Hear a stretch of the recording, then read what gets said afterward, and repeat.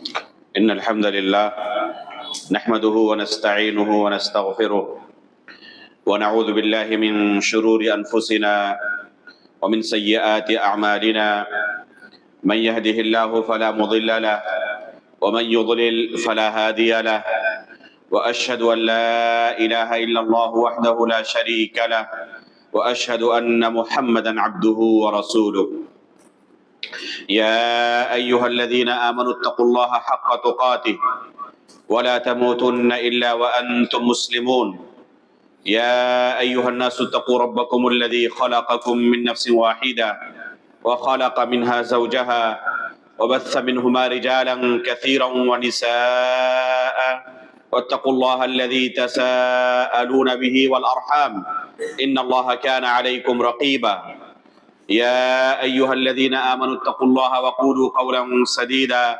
يصلح لكم أعمالكم ويغفر لكم ذنوبكم ومن يطع الله ورسوله فقد فاز فوزا عظيما أما بعد فإن أصدق الحديث كتاب الله وأحسن الهدي هدي محمد صلى الله عليه وسلم وشر الأمور محدثاتها وكل محدثة بدعة وكل بدعة ضلالة وكل ضلالة في النار.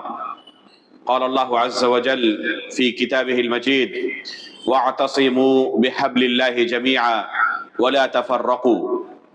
وقال النبي صلى الله عليه وسلم من سمع بالدجال فلينأ عنه فوالله إن الرجل ليأتيه وهو يحسب أنه مؤمن فيتبعه مما يبعث به من الشبهات أو لما يبعث به من الشبهات. معزز و محترم حاضرین مجلس، بزرگان دین و ملت، عزیز دوستوں اور پردہ نشین ماؤں بہنوں، اللہ رب العالمین کا ہمارے اوپر بہت بڑا احسان اور کرم ہے کہ اللہ رب العالمین نے ہمیں توحید کی نعمت سے نوازا ہے۔ یہ اللہ رب العالمین کی عطا کردہ نعمتوں میں سب سے عظیم نعمت ہے۔ اللہ رب العالمین نے رسول اللہ صلی اللہ علیہ وسلم کو اسی توحید کی دعوت دے کر لوگوں کے درمیان بھیجا تھا۔ اللہ کے رسول صلی اللہ علیہ وسلم کو جب نبوت عطا کی گئی، آپ صلی اللہ علیہ وسلم لوگوں کے درمیان کھڑے ہوئے اور اعلان کیا، یا ایھا الناس قولوا لا الہ الا اللہ تفلحوا، کہ اے لوگو لا الہ الا اللہ پڑھو تم کامیاب ہو جاؤ گے۔ یہ توحید کی دعوت تھی۔ اللہ کے رسول صلی اللہ علیہ وسلم اس دعوت سے پہلے مکہ والوں کے درمیان ایک دو دن نہیں 40 سال گزار چکے تھے۔ انہی کے درمیان پیدا ہوئے، انہی کے درمیان پلے بڑھے، پرورش پائی، جوان ہوئے، 40 سال کی عمر ہو گئی اللہ کے رسول کی انہی کے درمیان رہتے ہوئے۔ ان لوگوں نے اللہ کے رسول کو اپنی آنکھوں کے سامنے پرورش پاتے ہوئے دیکھا تھا، اچھی طرح جانتے تھے کہ اللہ کے رسول کس سیرت کے اور کس کریکٹر کے مالک ہیں۔ آج تک اللہ کے رسول کی سیرت پر ایک دھبا تک نہیں تھا۔ اللہ کے رسول صلی اللہ علیہ وسلم کی سیرت پر کوئی کہیں انگلی نہیں رکھ سکتا تھا۔ سب کے نزدیک اللہ کے رسول انتہائی محبوب، انتہائی عزیز تھے۔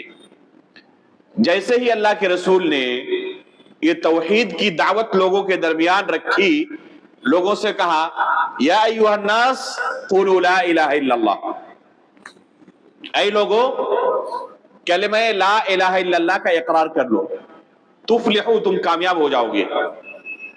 اللہ کے رسول صلی اللہ علیہ وسلم نے ان سے بہت ہی معمولی چیز کا مطالبہ کیا تھا۔ ان سے روپیہ پیسہ نہیں مانگا تھا، ان سے اور کسی دوسری چیز کا مطالبہ نہیں کیا تھا، بس کلمہ لا الہ الا اللہ کے اقرار کا مطالبہ کیا تھا۔ وہی لوگ جو اللہ کے رسول صلی اللہ علیہ وسلم کو انتہائی محبت کرتے تھے، آپ کے جانی دشمن بن گئے، آپ کے خون کے پیاسے ہو گئے، آپ کے قریبی رشتہ دار آپ پر بد دعائیں کرنے لگے، آپ کو برا بھلا کہنے لگے، گالی گلوچ کرنے لگے، یہاں تک کہ آپ کے اوپر جھوٹے الزامات کی بوچھار کر دی، آپ کو پاگل تک کہا، طرح سے اللہ کے رسول کو ستانے کی کوشش کی۔ جن لوگوں نے آپ کی دعوت قبول کی ان کے اوپر ظلم و ستم کے پہاڑ توڑنے لگے، اس قدر ستایا کہ ان کی ان تکلیفوں کو برداشت کرنا کسی انسان کے لیے ممکن نہیں تھا۔ جانوروں سے بھی انسان اس سے بہتر سلوک کرتا ہے جو سلوک مکہ والوں نے صحابہ اکرام کے ساتھ کیا تھا۔ جب اللہ کے رسول اس تکلیف کو برداشت نہ کر سکے، صحابہ اکرام کو بلایا اور کہا کہ آپ کو جو تکلیفیں دی جا رہی ہیں یہ برداشت سے باہر ہو چکی ہے، میرا مشورہ ہے اگر چاہے تو یہ ملک چھوڑ دیں، یہ وطن چھوڑ دیں اور حبشہ کی طرف ہجرت کر کے چلے جائیں۔ وہاں پر ایک بادشاہ رہتے ہیں جو بڑے انصاف پسند ہیں، ان کے یہاں کسی پر ناحق ظلم نہیں کیا جاتا۔ چنانچہ صحابہ اکرام جان بچا کر اپنی دین کی حفاظت کی خاطر، توحید کی حفاظت کی خاطر سب کچھ چھوڑ چھاڑ کر، اپنا ملک، اپنی جائیداد، اپنے رشتہ دار، بیوی، بچے، سب کچھ چھوڑ کر ایک ایسی زمین کی طرف نکل پڑے جہاں اپنی توحید کی حفاظت کر سکیں، اور کوئی دوسرا مقصد نہیں تھا، بس توحید کی حفاظت کے لیے انہوں نے اپنا وطن چھوڑا، گھر بار چھوڑا، جائیداد چھوڑی، رشتہ دار چھوڑے، سب کچھ قربان کر دیا تاکہ ہماری توحید محفوظ رہ جائے۔ راستہ بھی کون سا اختیار کیا؟ ان کے زمانے میں آج کی طرح بحری سفر کے لیے بھی بڑے اونچے درجے کے ہوائی جہاز نہیں تھے، چھوٹی سی کشتی ہوا کرتی تھی اور اسی میں سفر کرتے تھے۔ آج اگر کسی کو کہا جائے کہ سمندر کا سفر کرنا ہے کشتی میں، کسی کی ہمت ہوگی؟ لیکن یہ صحابہ اکرام ایک کشتی میں سوار ہو جاتے ہیں ایک دوسرے ملک کے لیے، پتہ نہیں یہ کشتی کہاں جائے گی، ہم اپنی منزل تک پہنچ بھی پائیں گے یا اس سے پہلے ہلاک ہو جائیں گے، کوئی خبر نہیں، لیکن توحید کی حفاظت کی خاطر نکل پڑے۔ اللہ رب العالمین نے انہیں بحفاظت ملک حبشہ تک پہنچایا۔ آپ ابو موسیٰ اشعری رضی اللہ تعالی عنہ اور ان کے قوم کے لوگوں کا قصہ یاد کریں جو قبیلہ اشعار سے آ رہے تھے، کہاں کے لیے؟ مدینے کے لیے، لیکن ان کی کشتی اپنے راستے سے بھٹک گئی، ان کے پاس اتنا مضبوط وسیلہ نہیں تھا کہ آج کی طرح ہواؤں کا رخ موڑ کر اپنے منزل مقصود تک پہنچ سکے۔ ہوائیں جس طرف کشتی کو لے جاتی اسی طرف کشتی نکل پڑتی۔ یہ چاہتے تھے جانا مدینہ، لیکن کشتی پہنچ گئی ملک حبشہ، یہاں تک کہ یہ تمام کے تمام صحابہ اکرام خیبر فتح ہونے کے بعد سب کے سب اللہ کے رسول صلی اللہ علیہ وسلم کے پاس دوبارہ مدینہ واپس آئے۔ تو ابو موسیٰ اشعری رضی اللہ تعالیٰ عنہ اور ان کے دوسرے رفقا بھی اس سفر میں ان صحابہ اکرام کے ساتھ تھے جنہوں نے ملک حبشہ کی طرف ہجرت کیا تھا۔ تو اس زمانے میں اپنی توحید کی حفاظت کی خاطر ایک ایسی کشتی پر سوار ہو گئے جس میں آگے کی زندگی سیف نہیں ہے، محفوظ نہیں ہے کہ ہم منزل مقصود تک پہنچ بھی سکتے ہیں، لیکن اس کے علاوہ ان کے پاس کوئی دوسرا راستہ نہیں تھا، دوسرا چارہ نہیں تھا۔ اے صحابہ اکرام اسی طریقے سے اپنی توحید کی حفاظت کی۔ رسول اللہ صلی اللہ علیہ وسلم کے ساتھ ان کی دشمنی کس بنا پر تھی؟ کیا اللہ کے رسول صلی اللہ علیہ وسلم نے ان کے گھروں پر بلڈوزر چلایا تھا؟ ان کی بہو بیٹیوں کے اوپر غلط نظر ڈالی تھی؟ انہیں کسی بھی طریقے سے کچھ پریشان کیا تھا؟ کوئی دشمنی نہیں تھی سوائے ایک سبب کے۔ وہ سبب کیا تھا؟ توحید کی دعوت۔ یہی اللہ کے رسول اور آپ کے صحابہ کا جرم عظیم تھا مکہ والوں کی نظر میں کہ جو بھی توحید کی دعوت ہے وہ ہمارا کٹر دشمن ہے۔ بعض لوگ آج کہتے ہیں کہ لوگوں کے سامنے اپنے حسن اخلاق کا مظاہرہ کریں، میٹھی میٹھی باتیں کریں، اور توحید کی بات آپ اگر شروع میں کرنے لگے تو پہلے ہی آپ کی مجلس سے بھاگ کھڑے ہوں گے، اس لیے ان کو اپنے قریب کریں۔ جب آپ کے ساتھ مانوس ہو جائیں گے، آپ کے اخلاق سے متاثر ہو جائیں گے، آخر میں توحید کی بات رکھے تو پھر آپ کی دعوت قبول ہونے کے چانسز بہت زیادہ بڑھ جاتے ہیں۔ کہتے ہیں آج کچھ لوگ کہ توحید کی دعوت سے نفرت پھیلتی ہے. توحید کی دعوت سے کیا ہوتی ہے؟ بعض لوگ کہتے ہیں کہ لوگ بٹتے ہیں آپس میں, اتحاد نہیں ہو پاتا, لہذا ہم کو جمع کرنا ہے لوگوں کو تاکہ زیادہ سے زیادہ ہماری تعداد رہے, اور ایسی بات ان کے سامنے نہ کریں جس سے لوگ ہماری مجلس سے اٹھ کر بھاگ جائیں. ایسی ایسی باتیں کریں جس سے لوگ کیا کریں, مجلس کے اندر جمے رہیں. مشترک باتیں, اختلاف کی کوئی بات نہ کریں. بعض جگہوں پر ہم جاتے ہیں درس و تدریس کے لیے, خطاب کے لیے, بسا اوقات کمیٹی کی طرف سے رہنمائی کی جاتی ہے کہ یہاں پر بہت سارے دوسرے مذہب کے لوگ بھی آئے ہوئے ہیں, ذرا ایسی کوئی بات نہ کریں جس میں اختلاف کی بو آتی ہو. ایسی بات کریں گے تو پھر دوسرے لوگ جو ہیں وہ اٹھ کے بھاگ جائیں گے, وہ شریک نہیں رہیں گے. ایک شخص میرے پاس آیا رتناگری کھیڑ میں, اور یہی بات انہوں نے کی کہ آپ سلفی حضرات ہمیشہ توحید توحید کی رٹ لگاتے رہتے ہیں, اگر آپ شروع میں میٹھی میٹھی باتیں کریں اور آخر میں توحید کی بات کریں تو آپ کی دعوت بھی پہنچ جائے گی اور آپ سے متاثر بھی ہو جائیں گے. تو میں نے کہا کہ ہم اپنے اخلاق کو اگر بہتر بنانا چاہیں کہ لوگوں کے ساتھ اس طرح پیش آئیں کہ ہمارے اخلاق سے متاثر ہو جائیں اور ہماری مجلس سے اٹھ کے نہ بھاگے, تو اپنے اخلاق کو کیا اللہ کے رسول سے بھی بہتر ہم کر سکتے ہیں؟ کہ نہیں, اللہ کے رسول سے بہتر کون کر سکتا ہے؟ آپ تو سراپر رحمت تھے, وما ارسلناک الا رحمتا للعالمین. اللہ کے رسول سے بہتر اخلاق کون لا سکتا ہے؟ میں نے کہا کہ اللہ کے رسول 1-2 دن نہیں 40 سال تک ان کے درمیان تھے, ایک دھبا آپ کے کریکٹر پر نہیں تھا, لیکن توحید کی دعوت جیسے دی وہی لوگ جو اللہ کے رسول کے اوپر جان چھڑکتے تھے آپ کے جان کے دشمن بن گئے. لہذا توحید کی دعوت چاہے آپ شروع میں دیں یا آخر میں دیں, جن کو قبول نہیں کرنا ہے وہ آپ کے دشمن بنیں گے, اور جن کو قبول کرنا ہے وہ پہلے ہی مرحلے میں ابو بکر صدیق رضی اللہ تعالیٰ عنہ کی طرح, خدیجہ رضی اللہ تعالیٰ عنہ کی طرح, علی بن ابی طالب رضی اللہ تعالیٰ عنہ کی طرح, عبد الرحمن بن عوف رضی اللہ تعالیٰ عنہ کی طرح, سعد بن ابی وقاص رضی اللہ تعالیٰ عنہ کی طرح پہلے مرحلے میں قبول کر لیں گے. ہدایت اللہ رب العالمین کے ہاتھ میں ہے, ہدایت کسی انسان کے ہاتھ میں نہیں ہے. ہر نماز میں ہم دعا کرتے ہیں نا, اہدنا الصراط المستقیم, اے اللہ ہمیں صراط مستقیم کی ہدایت دے. یہ ہدایت اللہ رب العالمین کے علاوہ کسی دوسرے کے ہاتھ میں نہیں. اللہ رب العالمین کے ناموں میں سے ایک نام ہے الہادی. بہت سارے لوگ نام رکھتے ہیں نا عبد الہادی, تو الہادی اللہ کے ناموں میں سے ایک نام ہے, ہدایت دینے والا. یہ توفیق کی جو ہدایت ہوتی ہے وہ محض اللہ رب العالمین کے ہاتھ میں ہے, نبی کے ہاتھ میں بھی اللہ رب العالمین نے نہیں رکھا. بعض لوگ کیا کہتے ہیں, ارے فلاں دائی ایسی عقلی باتیں کرتے ہیں نا کہ ان کی باتوں سے لوگ لاجواب ہو جاتے ہیں اور مجبور ہو کر اسلام قبول کر لیتے ہیں. ہم نے کہا کہ یہ پاور تو اللہ رب العالمین نے نبی کو بھی نہیں دیا تھا. اس دائی کے پاس اتنا پاور کہ مجبور کر دیتے ہیں عقلی باتوں سے لوگوں کو اور لوگ اسلام قبول کر لیتے ہیں.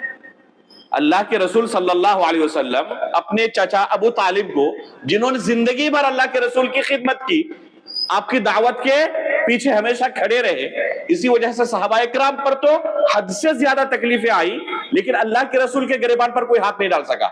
حالانکہ اصل مجرم کفار کی نظر میں اللہ کے رسول تھے, صحابہ اکرام نہیں تھے. صحابہ اکرام کو حبشہ کی طرف ہجرت کرنا پڑا, لیکن اللہ کے رسول رہے مکہ میں. جس طرح بلال رضی اللہ تعالیٰ عنہ کو مکہ کی گلیوں میں گھسیٹا گیا, اللہ کے رسول کے ساتھ کبھی کسی نے ہمت کی کرنے کی؟ کیوں؟ کیونکہ آپ کے پیچھے ابو طالب کھڑے تھے. لوگوں کی ہمت نہیں ہوتی تھی اللہ کے رسول کے گریبان پر ہاتھ ڈالنے کی. یہ چچا جنہوں نے اللہ کے رسول کی زندگی بھر حمایت کی, آخری وقت تک اللہ رب العالمین نے ہدایت سے نہیں نوازا. اللہ کے رسول کوشش کرتے رہے, کان کے پاس اللہ کے رسول صلی اللہ علیہ وسلم اپنا منہ لے جا کر کہتے ہیں, یا عم قل لا الہ الا اللہ کلمۃ احاج لک بها عند اللہ. چچا جان ایک بار لا الہ الا اللہ پڑھ لیں. آپ نے آج پڑھ لیا تو اللہ رب العالمین کے پاس حجت قائم کروں گا کہ میرے چچا نے یہ کلمہ پڑھا تھا.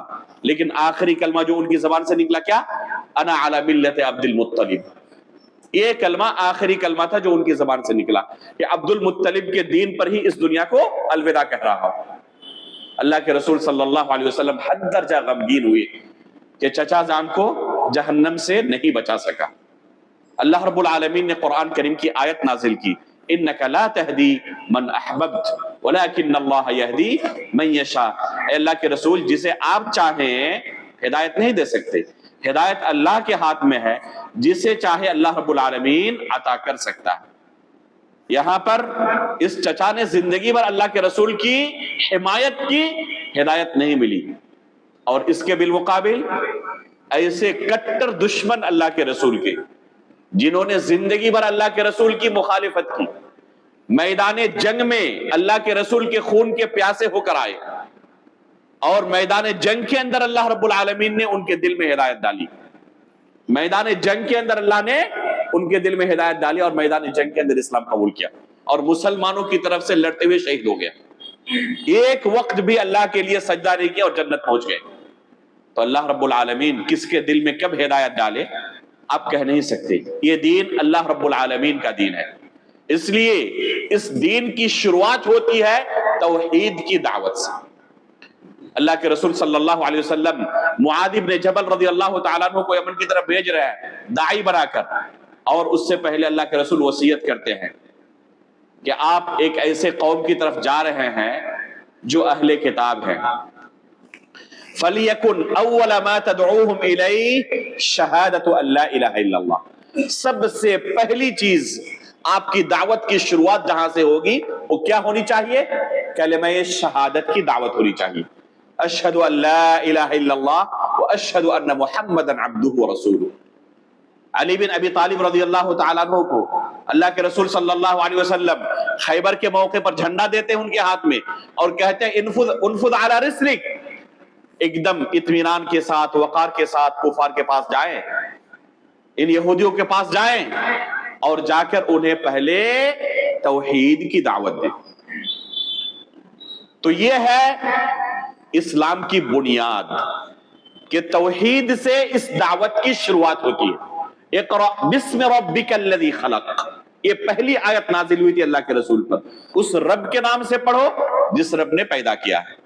تو اللہ رب العالمین کی معرفت یہ بنیادی چیز ہے کہ اللہ رب العالمین ہمارا خالق ہے، اور جب خالق ہوا ہے تو عبادت کا مستحق بھی فقط اللہ رب العالمین ہی ہو سکتا ہے، اس کے علاوہ جتنے معبود ہیں سب کے سب باطل ہیں۔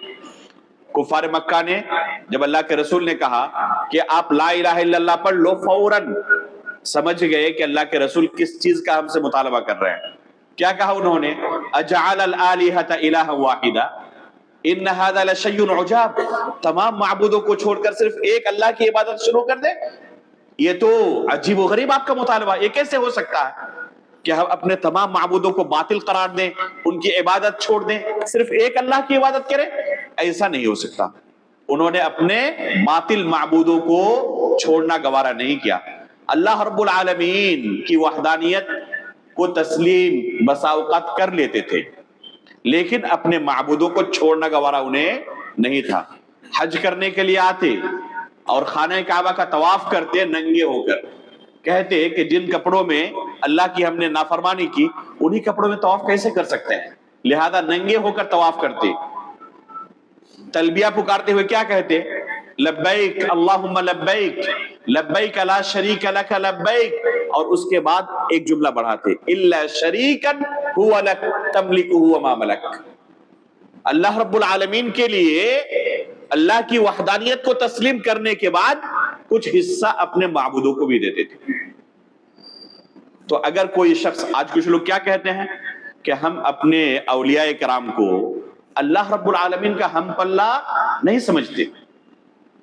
گزشتہ کل ایک سوال میرے پاس آیا کہ ایک بندہ اللہ رب العالمین کو ہی اپنا معبود تسلیم کرتا، اللہ رب العالمین کے برابر کسی کو نہیں سمجھتا، اس کا دعویٰ ہے کہ میں موحد ہوں، اور اس کے بعد اگر یا علی کا نعرہ لگائے تو کیا اس کو شرک کہا جائے گا؟ کیا خیال ہے؟ یہ شرک ہوگا یا نہیں ہوگا؟ یہ بھی شرک ہے، کیونکہ یہ حق صرف اللہ رب العالمین کا۔ اگر کوئی اللہ رب العالمین کو اپنا معبود تسلیم کرتا ہے، یہ عقیدہ رکھتا ہے کہ عبادت صرف اللہ رب العالمین کی جائے گی، لیکن عملی طور پر اللہ رب العالمین کے حقوق میں ڈاکہ ڈالے اور کچھ بھی عبادت کا حصہ کسی دوسرے کے لیے انجام دے تو یہ شرک ہے. لہذا اس کو بھی شرک کہا جائے گا. اگر یہ شرک نہ ہوتا تو جو لوگ تلبیہ پکارتے تھے ان کے اس عمل کو بھی شرک نہیں کہا جاتا. قرآن میں اللہ رب العالمین نے ان مشرکین کا عقیدہ بیان کیا ہے.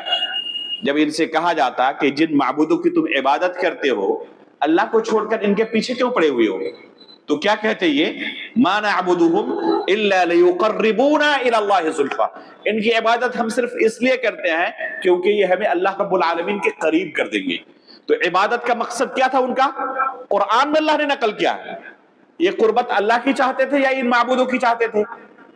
یہ بھی کہتے تھے کہ ما نعبدهم الا ليقربونا الى الله, یہ معبود اللہ کے قریب کریں گے. تو یہ بھی چاہتے تھے کہ قربت اللہ کی ہمیں چاہیے, لیکن یہ کیا ہے؟ وسیلہ ہے. آج بھی کہتے ہیں نا کہ یہ صرف وسیلہ ہے, ہم چاہتے تو اللہ سے ہی ہیں لیکن ڈائریکٹ کیسے طلب کریں, اس لیے ہم ان کا صرف وسیلہ پکڑتے ہیں. دینے والا تو اللہ ہی ہے لیکن اللہ تعالیٰ نے کچھ حصہ ان کو بھی دیا ہوا ہے, کچھ پاور ان کو بھی دیا ہوا ہے, لہذا یہ شرک نہیں ہے. اگر یہ شرک نہیں ہے تو کفار مکہ کا بھی وہ عمل شرک نہیں تھا, لیکن اللہ رب العالمین نے اسے شرک قرار دیا ہے. عبادت کا ذرہ برابر حصہ بھی اللہ کے علاوہ کسی دوسرے کے لیے انجام دیا جائے یہ شرک ہے. صرف اور صرف عبادت کا اگر کوئی مستحق ہے تو وہ صرف اللہ رب العالمین کی ذات ہے. اسی کو توحید کہتے ہیں, اسی کو توحید کہتے ہیں. افسوس کی بات یہ ہے کہ آج لوگوں نے توحید کا معنی سمجھا ہی نہیں, اور توحید کا معنی نہ سمجھنے کی وجہ سے روزانہ نماز کے اندر ایاک نعبد و ایاک نستعین کا اقرار بھی کرتے ہیں, اور پھر عملی میدان میں آنے کے بعد اس اقرار کی دھجیاں اڑاتے رہتے ہیں. نماز پڑھی, جیسے مسجد سے نکلے یا مسجد کے اندر ہی مزار موجود ہے, قبر موجود ہے, اور پھر اس کے سامنے بھی جھک گئے, اس کا بھی طواف کرنے لگے, چادر چڑھانے لگے, تبرک حاصل کرنے لگے, اور مختلف طریقوں سے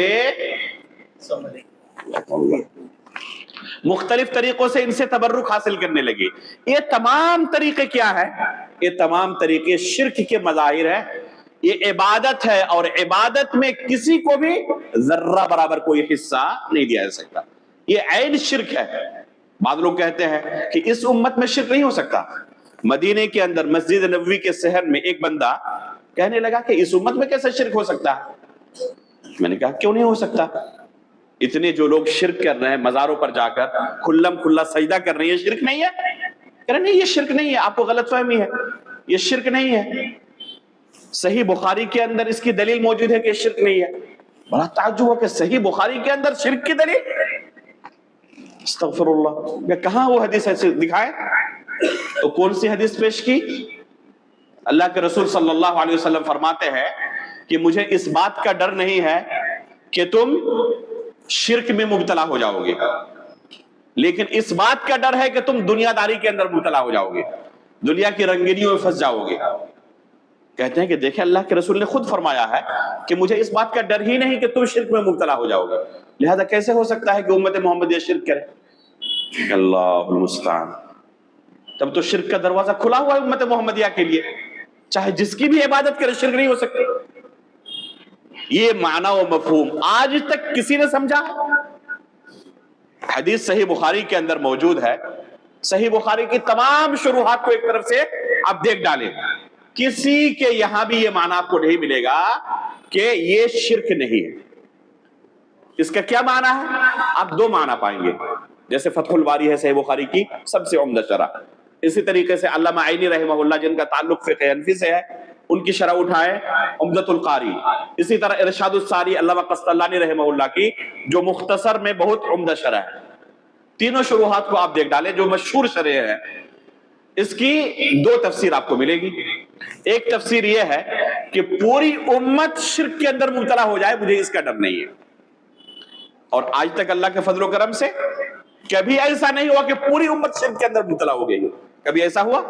خود اللہ کے رسول صلی اللہ علیہ وسلم نے کیا فرمایا ہے؟ لا تزال طائفة من امتی ظاہرین علی الحق. قیامت تک ہمیشہ میری امت میں ایک جماعت ایسی ہوگی جو حق پر قائم رہے گی. لوگ کافی کوشش کریں گے ان کی مخالفت کی، لیکن ان کا کچھ بگاڑ نہیں پائیں گے، حق سے ان کو ٹس سے مس نہیں کر پائیں گے. یہ قائم رہیں گے، پوری دنیا چاہے ہماری مخالفت کرے کوئی فرق نہیں پڑتا. یہ حق پر ڈٹے رہتے ہیں، ڈنکے کی چوٹ پر حق کا اعلان کرتے ہیں. اللہ کے رسول صلی اللہ علیہ وسلم نے اس جماعت کے بارے میں پہلے ہی پیشین گوئی کر دیا اور خوشخبری سنائی ہے. تو ایسا نہیں ہو سکتا کہ پوری امت شرک کے اندر مبتلا ہو جائے. ایک تفسیر کی گئی ہے، اور دوسری تفسیر کی گئی ہے کہ اس سے مراد صحابہ کرام ہیں. اللہ کے رسول کا خطاب صحابہ کرام سے تھا کہ مجھے اس بات کا ڈر نہیں ہے کہ میرے صحابہ شرک کے اندر مبتلا ہو جائے. اور آپ دکھا دیں ایک بھی صحابی نے کبھی اپنی زندگی میں کوئی شرکی عمل کیا ہو؟ نہیں ہو سکتا. کبھی بھی کسی صحابی سے آپ کوئی شرکی عمل ثابت نہیں کر سکتے. تو یہ معنی اس حدیث کا. اور لوگ آج کیا کرتے ہیں؟ اس حدیث کو دلیل بنا کر غیر اللہ کی عبادت کو جائز ٹھہراتے ہیں. تو میرے بھائیوں، یہ توحید کی جو نعمت ہے یہ دنیا کی سب سے عظیم نعمت ہے. اگر کوئی شخص کسی نعمت کو قربانیوں کے بعد حاصل کرے تو اس نعمت کی اسے بڑی قدر ہوتی ہے. لیکن آسانی سے کوئی نعمت مل جائے تو پھر اس نعمت کی قدر نہیں ہوتی. امام احمد ابن حنبل رحمہ اللہ کے پاس دنیا کے دوسرے کونے سے ایک شاگرد اٹھ کر آئے علم حاصل کرنے کے لیے. امام احمد ابن حنبل کہاں تھے؟ بغداد میں، جو دنیا کا سب سے مشرقی علاقہ، اور دنیا کے مغرب سے دوسرے سرے سے اندلس ہے، وہاں سے سفر کر کے بقی بن مخلد رحمہ اللہ آئے امام احمد بن حنبل رحمہ اللہ کے پاس علم حاصل کرنے کے لیے. جب پہنچے پتا چلا کہ امام احمد بن حنبل رحمہ اللہ کے اوپر پابندی لگی ہوئی ہے، ہم ان کے درس میں نہیں بیٹھ سکتے، وہ درس و تدریس کے لیے لوگوں کے سامنے نہیں آ سکتے. کہتے ہیں کہ جب یہ خبر سنی تو کئی بار میں بے ہوش ہوا. ہوش میں آتا پھر بے ہوش ہو جاتا، ہوش میں آتا پھر بے ہوش ہو جاتا، کیونکہ اسی مقصد کے لیے سفر کیا تھا. جنہوں نے اتنا طویل سفر کیا ہو تو ان کے اوپر کیا گزرے گی کہ جس مقصد کے لیے سفر کیا وہ مقصد ہی فوت ہو گیا. اس کے بعد تھوڑا سا ان کو موقع ملا امام احمد بن حنبل سے پڑھنے کا. وہ کس طریقے سے؟ ایک انہوں نے حیلہ نکالا کہ روزانہ فقیر کے بھیس میں آؤں گا اور دروازہ کھٹکھٹاؤں گا، اس وقت آپ میرے ہاتھ میں کچھ رکھ دیں اور اسی دوران ایک دو حدیث سنا دیں. اس طریقے سے تقریباً 300 احادیث امام احمد بن حنبل رحمہ اللہ سے انہوں نے سن لی. اس طریقے سے امام بقی بن مخلد رحمہ اللہ علم حاصل کرتے رہے. پھر جب امام احمد بن حنبل رحمہ اللہ سے پابندی ہٹائی گئی تو ان کے درس میں جم غفیر بیٹھنے لگا. بہت بڑی تعداد، ہزاروں کی تعداد میں طلبہ ان کے درس میں بیٹھتے تھے. تو یہ جنہوں نے بڑی قربانیوں کے بعد یہ نعمت حاصل کی تھی، اس شخص کو اگر کہا جائے کہ آج ہم آپ کو پڑھائیں گے نہیں، کچھ قصے کہانیاں سنائیں گے، تو راضی ہوں گے؟ کیونکہ بڑی قربانیوں کے بعد استاد کا تھوڑا سا وقت ملا ہے. ایک کسی بھی صورت میں اس نعمت کو کھونا نہیں چاہیں گے. یہ پانی کی نعمت کتنی عظیم نعمت ہے، لیکن آسانی کے ساتھ ہمیں یہ نعمت مل جاتی ہے. کتنا ہم پانی برباد کرتے ہیں روزانہ؟ جتنا ہم برباد کر دیتے ہیں، ہمارے ہی ملک کے بعض علاقوں میں لوگ اتنا روزانہ خرچ بھی نہیں کرتے، کیونکہ اپنے سروں پر ڈھو کر کئی کئی کلومیٹر تک پانی ان کو روزانہ لانا پڑتا ہے. تو وہ اس نعمت کی قدر جانتے ہیں. اگر پتہ چل جائے کہ ابھی اس علاقے میں میونسپلٹی کا کام ہونے والا اور ایک ہفتے تک پانی نہیں آئے گا، تو جس کے پاس جتنا پانی ہے کس طرح اس کی حفاظت کریں گے؟ ایک مرتبہ کرفیو کے زمانے میں مونات بھنجن میں تھا میں، طلبہ کیا کرتے تھے، جو روٹی ملتی تھی تو کنارے سے کاٹ کے پھینک دیتے تھے، کیونکہ وہ روٹی سوکھ جاتی تھی. 300 طلبہ کی روٹی بنانی ہوتی تو وہ روٹی سوکھ جاتی، کنارے سے کاٹ کے طلبہ پھینک دیتے. اور ایک بوریا ہوتی، اس میں جمع کرتے. ایک شخص باہر سے آتا اور جانوروں کے لیے ہفتے میں ایک دن ان روٹیوں کو لے کے جاتا اور کھلاتا. اچانک کرفیو لگ گیا. اب کرفیو لگنے کی وجہ سے کھانا نہیں مل رہا، تو انہی روٹیوں کو جن کو پھینک چکے تھے نکال نکال کے کھانے لگے. اس وقت قدر محسوس ہوئی کہ یہ کتنی بڑی نعمت ہے. تو کوئی نعمت انسان کو آسانی سے مل جائے اس کی قدر اسے محسوس نہیں ہوتی.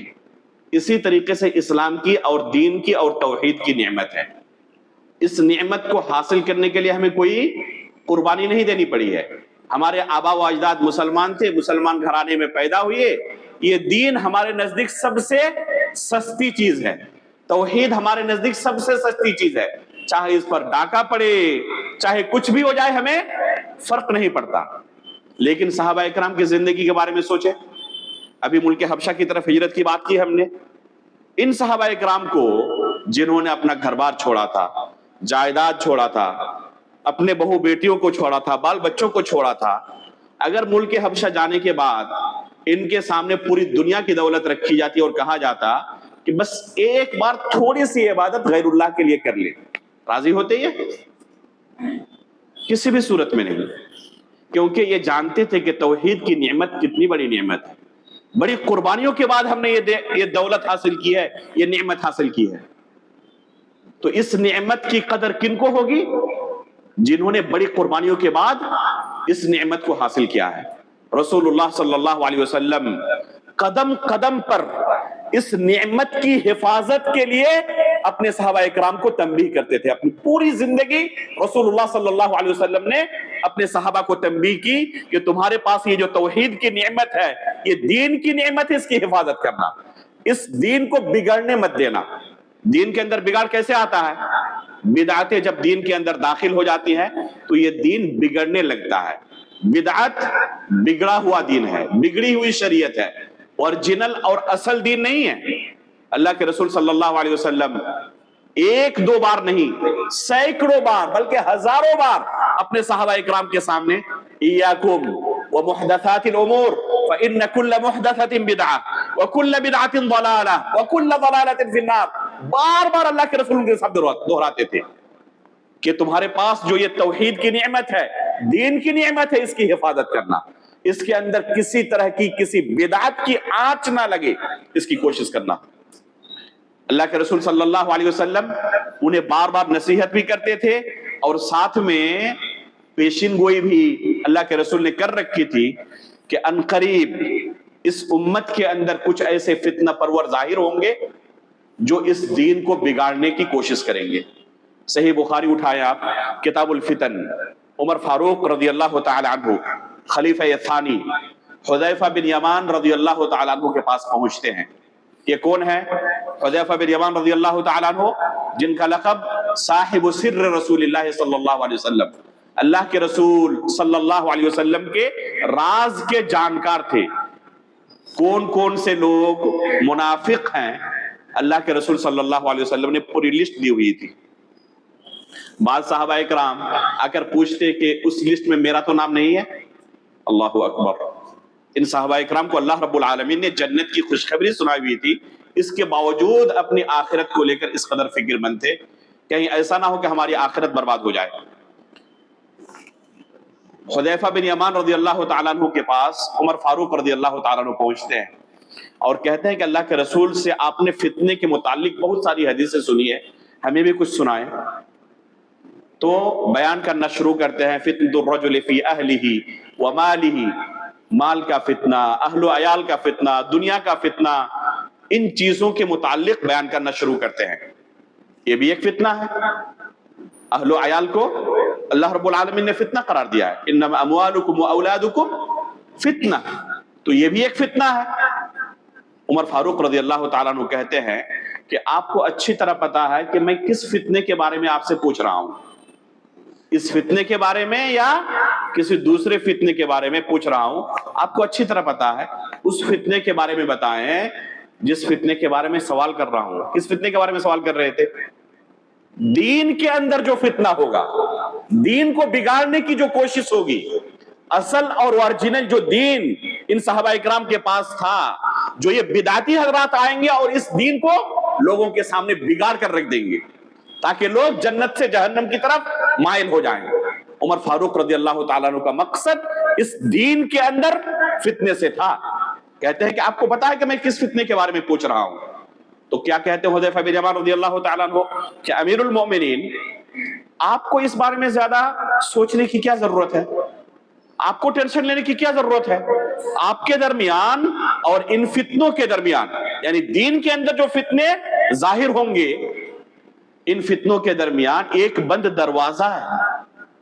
عمر فاروق رضی اللہ تعالیٰ پوچھتے ہیں کہ یہ دروازہ توڑ کر یہ فتنے داخل ہوں گے یا اس دروازے کو کھولا جائے گا اور یہ فتنے اس امت میں آئیں گے؟ تو کہتے ہیں کہ نہیں، اس دروازے کو توڑ دیا جائے گا۔ تو کہتے ہیں کہ اگر توڑ دیا جائے گا تو پھر قیامت تک یہ دروازہ بند نہیں کیا جا سکتا۔ عمر فاروق رضی اللہ تعالیٰ عنہ یہ سوال کرتے ہیں حذیفہ بن یمان رضی اللہ تعالیٰ عنہ سے۔ صحابہ کرام آ کر حذیفہ بن یمان سے پوچھتے ہیں کہ کیا امیر المؤمنین کو پتا ہے اس بند دروازے کے بارے میں؟ تو کہتے ہیں کہ جس طرح رات کے بعد دن آنے والا ہے نا، اسی طرح وہ اچھی طرح جانتے ہیں کہ وہ یہ بند دروازہ خود ہے، کہ عمر فاروق رضی اللہ تعالیٰ عنہ کو شہید کیا جائے گا اور اس امت کے اندر فتنے داخل ہوں گے، اس دین کو بگاڑنے کی کوشش شروع ہوگی۔ جب تک عمر فاروق موجود ہیں کسی کو ہمت نہیں ہے کہ اس دین کو بگاڑنے کی کوشش کرے۔ اگر کبھی کسی نے کوشش کی، عمر فاروق رضی اللہ تعالیٰ عنہ ان کو سخت سے سخت سزا دیتے تھے۔ سبیغ بن عسال کے بارے میں دیکھیں کہ کیسے عمر فاروق رضی اللہ تعالیٰ عنہ کے پیٹھ پر کوڑے برسائے۔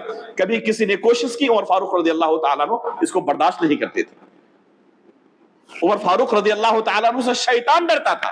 اللہ کے رسول صلی اللہ علیہ وسلم فرماتے ہیں کہ عمر، جس راستے سے آپ گزرتے ہیں شیطان اپنا راستہ بدل لیتا ہے۔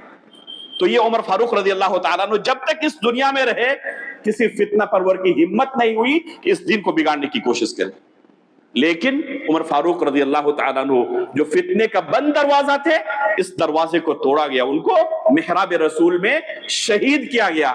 اور پھر یہاں سے جو اس دین کے اندر فتنوں کا دخول ہوا، فتنے داخل ہوئے، بدعتیں داخل ہوئی، تو آج تک یہ بدعتیں اس دین کے اندر روزانہ داخل ہو رہی ہے۔ یہ بدعت آپ دیکھیں گے کہ کبھی بانجھ نہیں ہوتی، ہمیشہ ہر سال نئے نئے بچے دیتی ہے۔ ایک بدعت آج جس شکل و صورت میں ہے، آئندہ سال آپ دیکھیں گے کہ یہ آئندہ سال اس سے زیادہ کہیں قبیح صورت کے اندر ظاہر ہوتی ہے، پھر اس کے بعد اور قبیح صورت میں۔ آج جو عید میلاد النبی کی آپ شکل و صورت دیکھ رہے ہیں، 10 سال پہلے اس صورت میں لوگ مناتے تھے، آئندہ آپ دیکھیں گے کہ اس سے کہیں بھی اور قبیح صورت میں یہ بدعت ظاہر ہوگی۔ تو بدعت کبھی بانجھ نہیں ہوتی ہے۔ عمر فاروق رضی اللہ تعالیٰ عنہ کو شہید کرنے کے بعد اس امت کے اندر جب فتنے داخل ہونا شروع ہوئے، عثمان غنی رضی اللہ تعالیٰ عنہ کے دور خلافت میں اور پھر علی رضی اللہ تعالیٰ عنہ کے دور خلافت میں اور زیادہ شدت اختیار کر لی۔ اس موقع پر ایک دو نہیں، بے شمار صحابہ کرام باحیات تھے جنہوں نے اللہ کے رسول سے اس دین کی تعلیم لی تھی۔ اللہ کے رسول نے جن کے سامنے ایک بار نہیں سینکڑوں بار نصیحت کی تھی کہ اپنے دین کی حفاظت کرنا، اپنے توحید کی حفاظت کرنا، بدعتوں سے بچا کے رکھنا۔ یہ صحابہ کرام حد درجہ الرٹ ہو گئے کہ کسی بھی طریقے سے ہمیں اپنے دین کی حفاظت کرنی۔ یہ جانتے تھے کہ کتنی قربانیوں کے بعد ہمیں یہ دین کی نعمت ملی ہے، اس کو کسی طریقے سے ہم ضائع نہیں کر سکتے۔ چنانچہ یہی صحابہ کرام جو ایک زمانے میں لوگوں سے دین سیکھنے کے لیے ان کے پیچھے پیچھے بھاگا کرتے تھے، ہزاروں کلومیٹر کا سفر کر کے کسی دوسرے صحابی کے پاس پہنچ جاتے ایک حدیث کے لیے، جب یہ فتنے ظاہر ہوئے، صحیح مسلم کا آپ مقدمہ اٹھائیں، امام مسلم رحمہ اللہ نے یہ پوری تاریخ بیان کی ہے۔ عبداللہ بن عباس رضی اللہ تعالیٰ عنہ کا اثر، ابن سیرین رحمہ اللہ کا اثر، ابو الزناد رحمہ اللہ کا اثر، بے شمار ایسے آثار ذکر کیے ہیں جس سے آپ کے سامنے وہ تاریخ بالکل واضح ہو جائے گی کہ ہمارے اسلاف نے ان فتنوں کا کیسے مقابلہ کیا۔ عبداللہ بن عباس رضی اللہ تعالیٰ عنہ کے پاس بشیر بن کعب العدوی نام کا ایک شخص آتا ہے اور حدیث رسول سنانا شروع کر دیتا ہے۔ قال رسول اللہ صلی اللہ علیہ وسلم، قال رسول اللہ صلی اللہ علیہ وسلم کذا، کہ اللہ کے رسول نے یہ فرمایا، اللہ کے رسول نے یہ فرمایا۔ عبداللہ بن عباس رضی اللہ تعالیٰ عنہ ان کی طرف ذرہ برابر بھی توجہ نہیں دیتے۔ وہ کہتے ہیں عبداللہ بن عباس آپ کو کیا ہو گیا ہے؟ میں حدیث رسول سنا رہا ہوں اور آپ میری بات سننا نہیں چاہتے، ایک دم بالکل بے توجہی۔ تو کہتے ہیں کہ سنیں، اگر آپ پوچھ ہی رہے تو سبب کیا ہے؟ سبب یہ ہے ہماری زندگی کا ایک وقت ایسا گزر چکا ہے، صرف قالا رسول اللہ کی آواز ہمارے کانوں میں ٹکراتی، ہمارے کان کھڑے ہو جاتے، آنکھیں اٹھ جاتی کہ کس نے حدیث رسول بیان کی، کس کے پاس اللہ کے رسول کی حدیث ہے. ہم دوڑتے لپکتے ایسے شخص کی طرف جس کے پاس حدیث رسول ہوتی. جب تک فتنے ظاہر نہیں ہوئے تھے ہر ایک کے پاس اصل اوریجنل دین تھا، لیکن جب سے مارکیٹ کے اندر ڈپلیکیٹ دین سکھانے والے آ چکے ہیں نا، اب اپنے دین کو لے کر محتاط ہو چکے ہیں. اب ہر ایک سے دین کی باتیں ہم نہیں سنتے، صرف انہی سے سنتے ہیں جن کے بارے میں ہمیں یقین ہوتا ہے کہ ہاں یہ اصل اور اوریجنل دین سکھانے والے ہیں. یہ صحابہ اکرام کے زمانے کی بات ہے کہ صحابہ اکرام نے بدعتوں کا ایسے مقابلہ کیا. آج کی تاریخ میں اگر کسی کا نام لے کر کہا جائے کہ فلاں سے تھوڑا بچ کے رہنا، کیونکہ اس کے قریب جاؤ گے تو وہ اپنی بدعتیں تمہارے اندر داخل کر دے گا، اور کب تمہاری دنیا و آخرت تباہ و برباد ہو جائے کچھ کہا نہیں جا سکتا. تو لوگ کیا کہتے ہیں کہ یہ نفرتیں پھیلاتے ہیں، یہ اتحاد کی بات نہیں کرتے. آیت بھی پیش کرتے ہیں جو ہم نے شروع میں پڑھی تھی، وَاعْتَصِمُوا بِحَبْلِ اللَّهِ جَمِيعًا وَلَا تَفَرَّقُوا. کہتے ہیں کہ اللہ رب العالمین نے کیا کہا ہے کہ اتحاد کے ساتھ رہو، تفرقہ بازی نہ کرو. حالانکہ یہ ترجمہ نہیں اس آیت کا، اس آیت کا یہ ادھورا ترجمہ ہے، ناقص ترجمہ ہے. کہتے ہیں کیا کہ اتحاد کے ساتھ رہنے کا حکم دیا ہے، تفرقہ بازی سے منع کیا ہے. اور اتحاد کیا ہے، ان کی تفسیر کیا کرتے ہیں اتحاد کی؟ اتحاد کا مطلب یہ ہے کہ کسی کو برا نہ کہو، کسی کے اوپر رد نہ کرو. اگر رد کرو گے تو اتحاد ختم ہو جائے گا، لوگ الگ الگ گروہ میں بڑھ جائیں گے. کوئی دیوبندی ہے، کوئی بریلوی ہے، کوئی اخوانی ہے، کوئی رافضی ہے، کوئی اپنے آپ کو اہل حدیث بھی کہتا ہے، ساتھ میں اہل حدیث کا بھی نام ان گمراہ فرقوں کے ساتھ جوڑتے ہیں. ابھی ڈاکٹر ذاکر نائک صاحب نے اسی آیت سے استدلال کرتے ہوئے کیا کہا تھا؟ ان تمام گمراہ فرقوں کے ساتھ اہل حدیث کا بھی نام لیا، شیعوں کے ساتھ اہل حدیث کا بھی نام لیا. تو کیا یہ اہل حدیث ہونا تفرقہ بازی ہے؟ اللہ رب العالمین نے جس تفرقہ بازی کو اس آیت کے اندر حرام قرار دیا ہے، کوئی اپنے آپ کو اہل حدیث کہے تو مذموم تفرقہ بازی کے اندر وہ شامل ہے. نعوذ باللہ من ذالک. جب اس امت کے اندر ایسے لوگ ظاہر ہوئے جنہوں نے اس دین کو بگاڑنا شروع کیا، اپنی طرف سے پوری کوشش کر ڈالی کہ کسی طریقے سے اس دین کو بگاڑ کر رکھ دے، تو ہمارے اسلاف نے کیسے اس دین کی حفاظت کی تھی؟ جن سے بھی ڈر تھا کہ یہ اہل بدعت میں سے ہیں، نام لے کر ان کے بارے میں لوگوں کو تنبیہ کرنے لگے کہ فلاں شخص اس سے بچ کے رہنا، فلاں شخص اس سے بچ کے رہنا. اور اس پاداش میں جرح و تعدیل کی عظیم کتابیں سامنے ظاہر ہوئی. چنانچہ امام بخاری رحمہ اللہ نے جرح و تعدیل کی کتاب لکھی، امام مسلم رحمہ اللہ نے، امام احمد بن حنبل رحمہ اللہ نے، امام علی بن مدینی رحمہ اللہ نے، یہ سب تیسری صدی کے علماء ہیں. امام نسائی رحمہ اللہ نے، اور اس کے بعد تو ایک لمبا سلسلہ ہے، امام عقیلی رحمہ اللہ، ابن عدی رحمہ اللہ، امام ابن حبان رحمہ اللہ، خطیب بغدادی رحمہ اللہ، امام حاکم رحمہ اللہ. ان تمام اسلاف کرام نے ضخیم کتابیں لکھ ڈالی. ان کتابوں میں کیا ہے؟ نام موجود ہے، فلاں ابن فلاں، اس کے اندر یہ بدعت ہے. فلاں ابن فلاں، اس کا قوت حافظہ مضبوط نہیں ہے. فلاں ابن فلاں کذاب ہے. یہ تمام کے تمام مجروحین جو ہے، یعنی جن سے اصل دین نہیں مل سکتا، ان کی تشخیص کی کہ یہ اگر تمہیں دین کی کوئی بات بتائے نا، قبول نہ کرنا. ان کے اوپر بھروسہ کرو گے اوریجنل دین نہیں ملے گا، بگڑا ہوا دین ملے گا. اور بگڑا ہوا دین، اس سے بڑی مصیبت کچھ بھی نہیں ہو سکتی.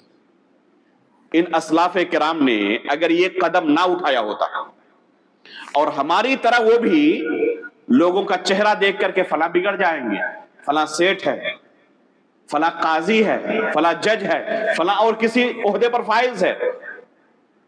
یہاں تک کہ آپ پائیں گے کہ اکثر و بیشتر جو اس زمانے میں قاضی تھے، یعنی جج تھے، ان ججوں کو آپ پائیں گے مجروحین میں. اکثر و بیشتر روات حدیث میں جو جج ہیں وہ سب کے سب متکلم فی ہیں.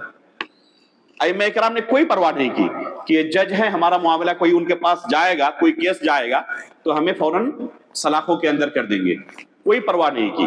دین کی حفاظت سب پر مقدم ہے، یہاں تک کہ اپنے قریبی رشتہ داروں کو بھی نہیں بخشا، اپنے قریبی رشتہ داروں کو بھی نہیں بخشا.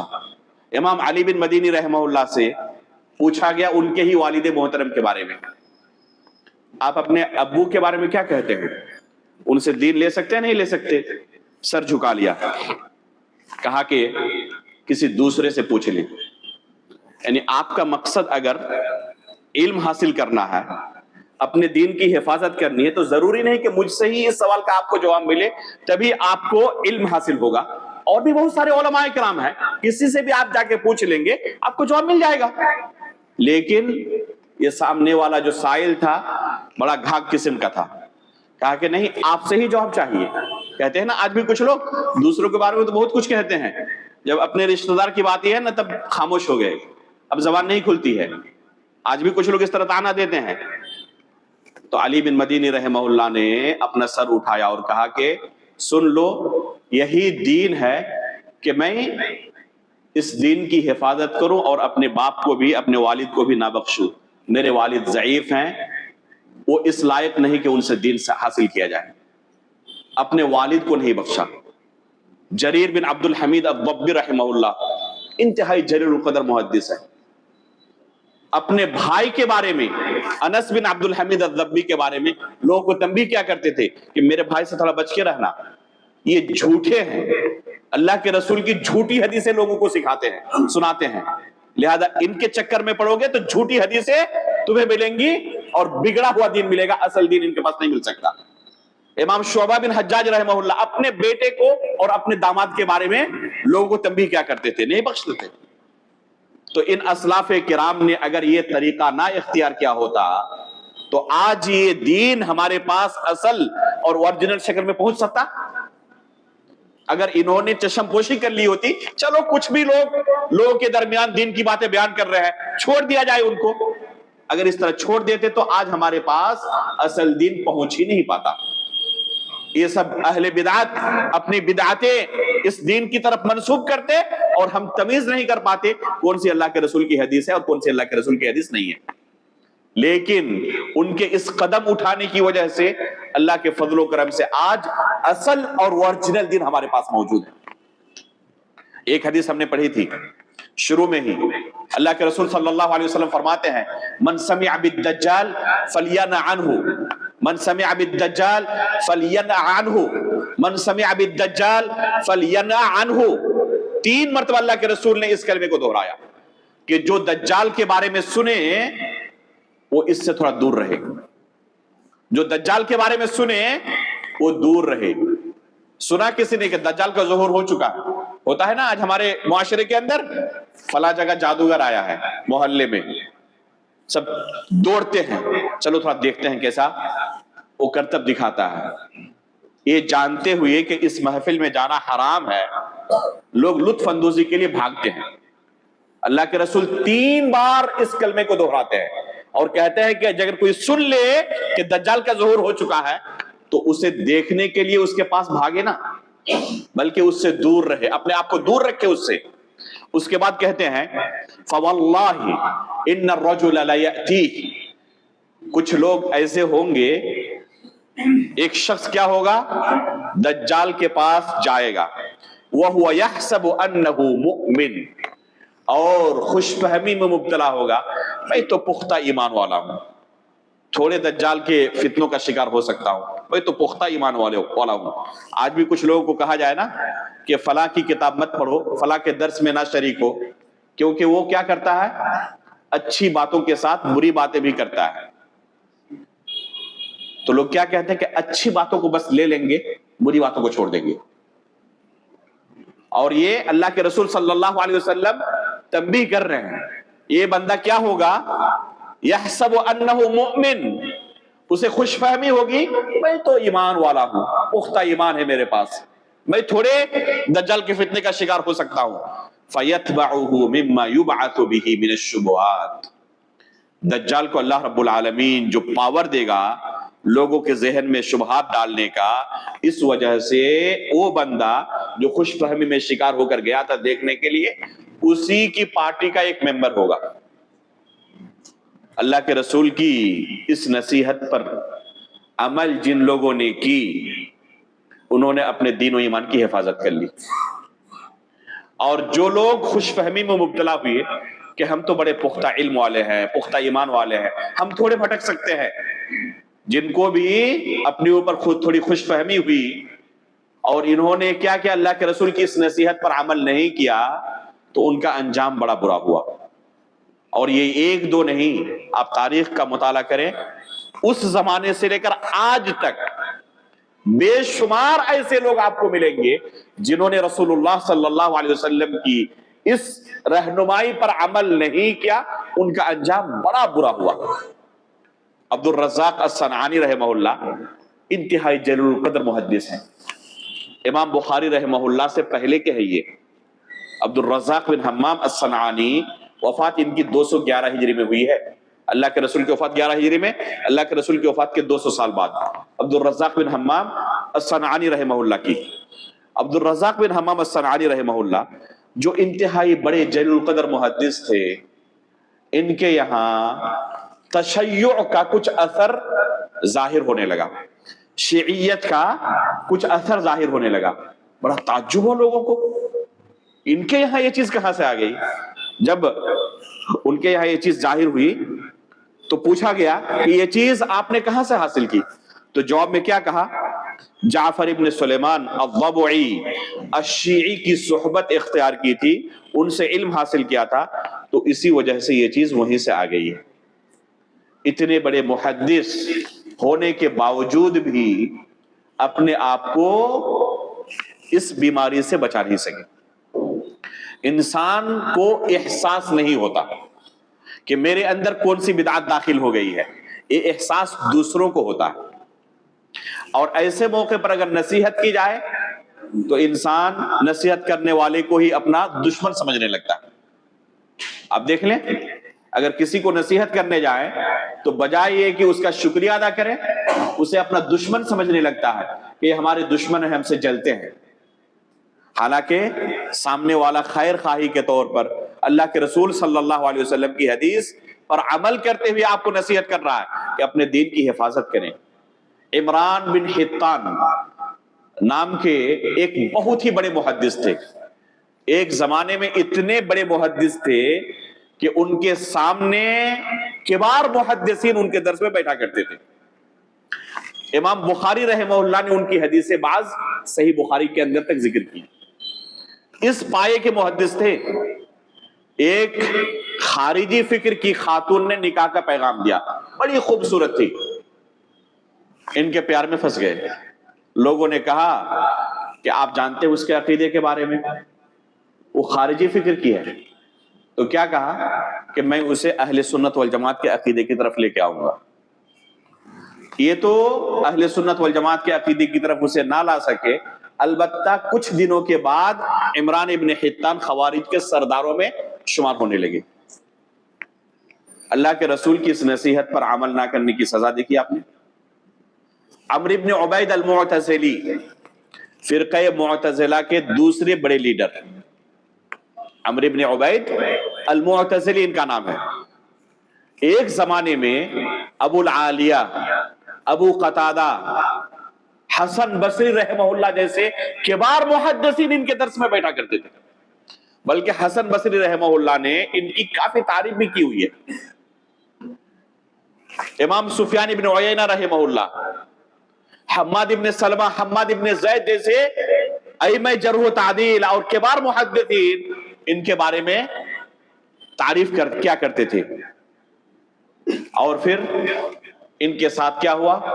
واصل بن عطا جو فرقہ معتزلہ کا بانی ہے، جس نے فرقہ معتزلہ کی بنیاد ڈالی ہے، صحبت اختیار کر لی عمرو بن عبید نے، جو ایک زمانے میں کیا تھے؟ کبار محدثین میں شمار ہوتے تھے۔ اور کچھ دنوں کے بعد ان کا حال کیا ہوا؟ فرقہ معتزلہ کا دوسرا بڑا سردار کون ہے؟ یہی عمرو بن عبید المعتزلی۔ تو یہ شروع سے اس فکر کے نہیں تھے، پہلے انتہائی جلیل القدر محدث تھے، لیکن بعد میں اس نصیحت پر عمل نہ کرنے کی وجہ سے اور ایک غلط اور باطل فکر کے استاد کی صحبت اختیار کرنے کی وجہ سے وہ بدعت ایسے داخل ہوئی کہ ان کی زندگی تباہ و برباد ہو گئی۔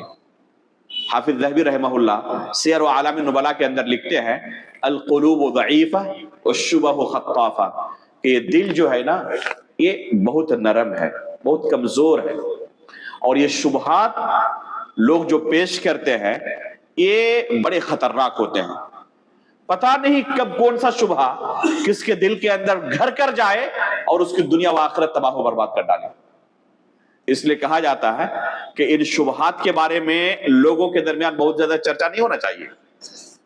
بعض لوگ کیا کرتے ہیں، لوگوں کے درمیان شبہات رکھتے ہیں اور پھر اس کا جواب دینے کی کوشش کرتے ہیں۔ اگر پہلے سے لوگوں کے ذہن میں یہ شبہ مشہور نہیں ہو چکا ہے تو اپنی طرف سے شبہ پیدا کر کے ان کے ذہن میں نہ ڈالیں۔ اللہ عالم آپ اس پر صحیح طریقے سے رد کر پائیں گے یا نہیں رد کر پائیں گے۔ ہو سکتا ہے کہ یہ شبہ زیادہ قوی ہو جائے آپ کے رد سے اور ان کے ذہن کے اندر گھر کر جائے، ان کی دنیا و آخرت برباد ہو جائے۔ لہذا لوگوں کے ذہن میں شبہات ڈال کر اور پھر اس کا جواب دینے کی کوشش نہیں کرنی چاہیے۔ کن شبہات کو بیان کرنا مجبوری ہونی چاہیے؟ جن شبہات کے بارے میں لوگوں کے درمیان چرچے ہوتے ہیں، جب تک ان پر رد نہ کیا جائے تب تک ہو سکتا ہے کہ کوئی گرفتار ہو سکتا ہے، تب ان شبہات کا چرچا کیا جائے۔ اور جن شبہات کے بارے میں لوگوں کے ذہن میں پہلے سے کچھ نہیں ہے، ان کا ذہن صاف ہے، تو آپ ان کے ذہن میں نہ ڈالیں شبہ۔ ہو سکتا ہے کہ آپ کا جواب تو ان کو جچے نہ، لیکن شبہ جچ جائے اور وہ شبہے کو قبول کر لے، آپ کا جواب قبول نہ کرے اور اس کی دنیا و آخرت تباہ ہو جائے۔ تو یہ شبہات کیا ہوتے ہیں؟ خطافہ، یہ اچک لینے والے ہوتے ہیں کہ کب کس کا ایمان اچک لے اور اس کی دنیا و آخرت تباہ و برباد کر ڈالے، کچھ کہا نہیں جا سکتا۔ اسی طریقے سے جیسے اہل بدعت کی صحبت اختیار کرنے کی وجہ سے بہت سارے لوگ تباہ و برباد ہوئے، یہی حال بعض بدعتوں کے ساتھ ہوا کہ انہوں نے اہل ایمان کی صحبت اختیار کی، صحیح العقیدہ علماء کے پاس آ کر بیٹھنا شروع کیا، ان کے درس میں بیٹھنا شروع کیا، اور پھر ان کی زندگی بدل گئی۔ وقت زیادہ نہیں ہے، بس ایک دو قصے کی طرف میں بس رہنمائی کرتا ہوں۔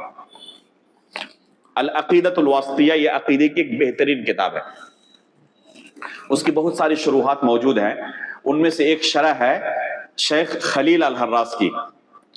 یہ مصر کے علماء میں سے ہیں، یہ مصر کے علماء میں سے ہیں، جامعہ ازہر کے اندر انہوں نے پی ایچ ڈی کی ڈگری حاصل کی۔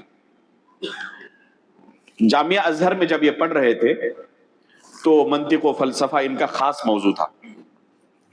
شیخ الاسلام ابن تیمیہ رحمہ اللہ کے بارے میں سن رکھا تھا کہ منطق و فلسفہ کے یہ دشمن ہیں، لہذا کہتے ہیں کہ شیخ الاسلام ابن تیمیہ رحمہ اللہ سے حد درجہ میں دشمنی کرتا تھا، ان کے تعلق سے دل کے اندر بغض بھرا ہوا تھا، یہاں تک کہ پی ایچ ڈی کا رسالہ میں نے شیخ الاسلام ابن تیمیہ پر رد کرنے کے لیے رجسٹر کروایا تھا کہ میرے پی ایچ ڈی کا رسالہ کیا ہوگا؟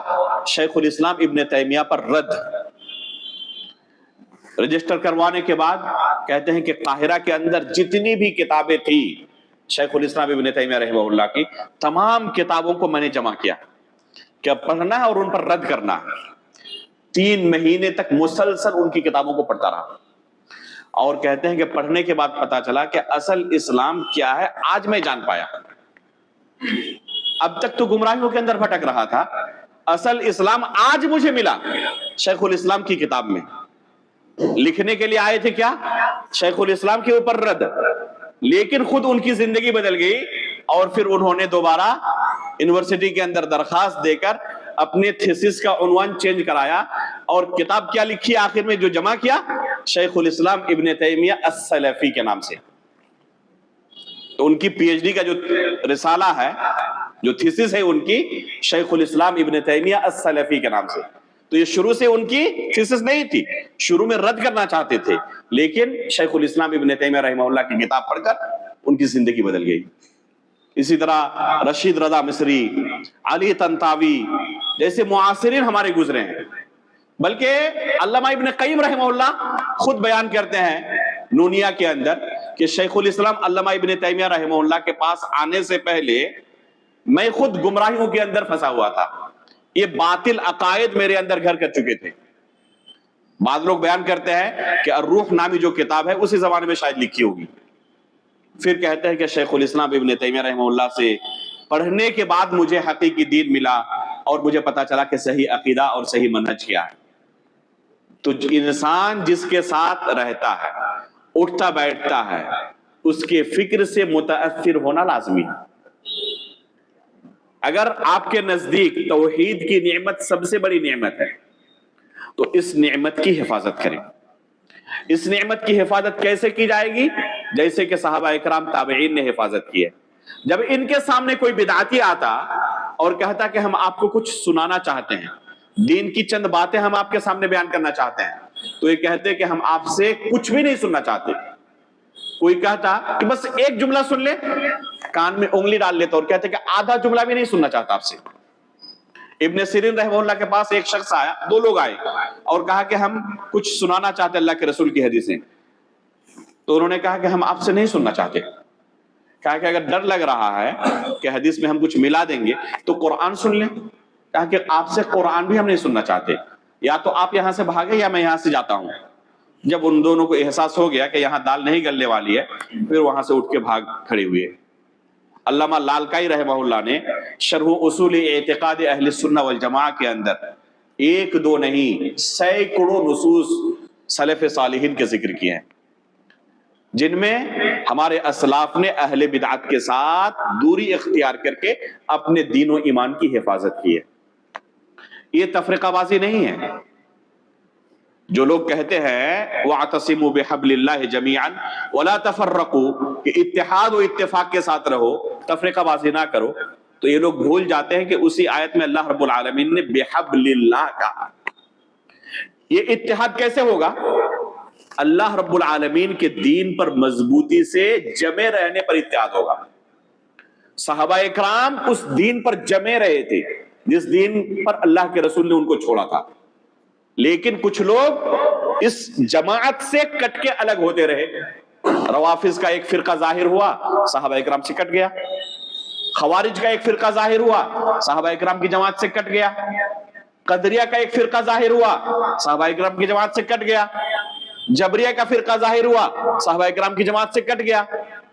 تو یہ جو کٹتے گئے تفرقہ بازی ان لوگوں نے کی، صحابہ اکرام نے کی تھی؟ صحابہ اکرام تو جمے رہے، وَاعْتَصِمُوا بِحَبْلِ اللَّهِ پر عمل کرتے رہے کہ اللہ کی رسی کو مضبوطی سے تھامے رہو۔ تو اتحاد و اتفاق توحید کی بنا پر ہو سکتا ہے، بدعت پر کبھی بھی اتحاد نہیں ہوتا۔ یہ جو جماعت اسلامی والے کہتے ہیں نا کہ سب ایک پلیٹ فارم کے نیچے جمع ہو جائیں، ایک چھت کے نیچے جمع ہو جائیں، آپ اپنے عقیدے پر رہیں، ہم اپنے عقیدے پر رہیں گے، جن چیزوں میں ہم متحد ہو سکتے ہیں صرف ان کی بات کریں، اور جن میں ہمارا آپ کے ساتھ اختلاف ہے ان میں ایک دوسرے کو ہم معذور سمجھے۔ ممکن ہے اس طرح سے اتحاد کرنا؟ جماعت اسلامی والے جو فکرہ پیش کرتے ہیں اتحاد کا، تو یہ اتحاد قیامت تک ممکن نہیں ہے۔ ہو سکتا ہے کہ کسی خاص پس منظر میں وقتی طور پر لوگ جوش و خروش میں اس اتحاد کا نعرہ لگائیں اور ایک جگہ جمع ہو جائیں، لیکن زیادہ دنوں تک یہ اتحاد قائم نہیں رہ سکتا۔ جب اللہ کے رسول صلی اللہ علیہ وسلم کا کارٹون تیار کیا گیا تھا ڈنمارک والوں نے، تو ہم نے دیکھا ہندوستان کے اندر، پوری دنیا کے اندر لوگ کیا کر رہے تھے؟ مظاہرے کر رہے تھے، اور تمام مسلک والے سب جمع ہو گئے تھے اللہ کے رسول صلی اللہ علیہ وسلم کے ساتھ محبت کے نام پر۔ جمع تو ہوئے لیکن کتنے دنوں تک جاری رہ سکے؟ یہ اتحاد کتنے دنوں تک جاری رہا؟ ظاہر سی بات ہے کہ جن صحابہ کرام کے ساتھ آپ کی محبت ہے ان کو یہ کافر سمجھتے ہیں۔ اگر کوئی شخص ابو بکر صدیق رضی اللہ تعالیٰ عنہ اور عمر فاروق رضی اللہ تعالیٰ عنہ کو سب سے بڑا کافر سمجھے تو آپ کو مسلمان سمجھ سکتا ہے؟ کیا ایسے شخص سے اتحاد ممکن ہے؟ کوئی کہے کہ قرآن اللہ کا کلام ہی نہیں، ایک مخلوق ہے، جس کے بارے میں سلف صالحین کیا کہا کرتے تھے کہ اگر کوئی یہ عقیدہ رکھے تو کافر ہو جائے گا، اور ایسے شخص کو کوئی کافر نہ سمجھے تو وہ بھی کافر ہو جائے گا۔ بالاجماع سلف صالحین ایسے لوگوں کو کافر سمجھتے تھے۔ کیا ایسے لوگوں کے ساتھ اتحاد ممکن ہے؟ کہ وہ اپنے باطل عقیدے پر قائم رہیں، ہم اپنے عقیدے پر قائم رہیں گے اور اسلام کے نام پہ اتحاد کر لیں؟ اگر کسی خاص پس منظر میں کہ کوئی کافر ہم پر ظلم کر رہا ہے، اس وجہ سے سب متحد ہو جائے، وقتی طور پر ہو سکتا ہے کہ کبھی متحد ہو جائے، لیکن یہ اتحاد قائم نہیں رہ سکتا۔ اتحاد کون سا قائم رہے گا؟ وَاعْتَصِمُوا بِحَبْلِ اللَّهِ، توحید پر اگر اتحاد ہے تو یہ قائم رہے گا۔ ایک بندہ اگر دنیا کے کسی کونے میں رہتا ہے اور دوسرا بندہ دوسرے کونے میں، اور دونوں توحید اور سنت پر قائم ہو، تو یہ دونوں متحد ہیں۔ یہ دونوں کیا ہیں؟ متحد ہیں۔ اور ایک ہی گھر کے اندر ایک ماں باپ کے دو لڑکے الگ الگ عقیدے اور فکر کے ہوں، ایک بدعت کو اپنے گلے لگایا ہوا ہو اور دوسرا توحید و سنت کو، تو یہ دونوں ایک گھر کے اندر رہنے کے باوجود بھی کیا ہیں؟ مختلف ہیں، منتشر ہیں۔ تو اگر اتحاد کرنا ہے تو توحید کی، سنت کی دعوت کو قبول کر لو۔ اس طریقے سے فقط اتحاد ممکن ہے، اور یہی اتحاد فقط مطلوب ہے۔ اللہ رب العالمین نے علل اطلاق اتحاد کی بات نہیں کی ہے، بلکہ شرط لگائی ہے، وَاعْتَصِمُوا بِحَبْلِ اللَّهِ، اللہ کی رسی کو مضبوطی سے تھام کر تم کیا کرو؟ آپس کے اندر اتحاد پیدا کرو، تفرقہ بازی نہ کرو۔ تو صحابہ اکرام نے کوئی تفرقہ بازی نہیں کی تھی، وہ جمے رہے اللہ کی رسی کے ساتھ۔ ان گمراہ فرقوں نے تفرقہ بازی کی اور سب کے سب اس جماعت سے الگ ہو کر ادھر ادھر بھٹکتے رہے۔ تو جو بھی شخص توحید اور سنت کی دعوت کو مضبوطی سے تھامے رہے گا، وہ حقیقت میں اتحاد کرنے والا ہے، اور جو اس دعوت سے ادھر ادھر بھٹکے گا وہ تفرقہ بازی کرنے والا ہے، وہ اتحاد کو نقصان پہنچانے والا ہے۔ تو بس یہی طریقہ ہے اتحاد کا۔ اس کے علاوہ جو بھی طریقے لوگوں کو سکھائے جائے اتحاد کے، وہ نہ کامیاب ہے اور نہ مطلوب ہے۔ اس لیے ہمیں ہر نعرے کے پیچھے نہیں بھاگنا چاہیے، پہلے اس کی جانچ کرنی چاہیے، کیا حقیقت میں ہم سے یہی مطلوب ہے؟ شریعت نے ہمیں یہی تعلیم دی ہے؟ سلف صالحین کا یہی طریقہ تھا؟ اگر سلف صالحین کے طریقے کے مطابق ہو تو آمنا صدقنا، کیونکہ دین کی نعمت جو ہمارے پاس ہے یہ انتہائی عظیم نعمت ہے، اس کو ہم کسی طرح ضائع نہیں ہونے دے سکتے۔ صحابہ اکرام اس دین کی حفاظت کی خاطر آخری سانس تک لڑتے رہے، کیونکہ بڑی قربانیوں کے بعد انہیں دین ملا تھا۔ لہذا ہمیں بھی چاہیے کہ ہم اس دین کی، توحید و سنت کی آخری سانس تک حفاظت کریں، اور کوئی بھی ایسا قدم نہ اٹھائیں جس سے ہماری توحید اور ہماری سنت یعنی دین اور شریعت کسی بھی طرح داغدار ہو جائے۔ اللہ رب العالمین سے ہم دعا کرتے ہیں کہ اللہ رب العالمین حقیقی اتحاد کو ہمیں سمجھنے کی توفیق عطا فرمائے۔ اللہ رب العالمین آخری سانس تک ہمیں توحید و سنت پر قائم رہنے کی توفیق عطا فرمائے۔ اللہ رب العالمین ہر طرح کے فتنوں سے، ہر طرح کی بدعتوں سے اور اہل بدعت سے ہمیں دور رہنے کی توفیق عطا فرمائے۔ آمین تقبل رب العالمین، وصلی اللہ علی نبینا محمد، سبحانک اللہم و بحمدک، اشہد ان لا الہ الا انت، استغفرک و اتوب الیک۔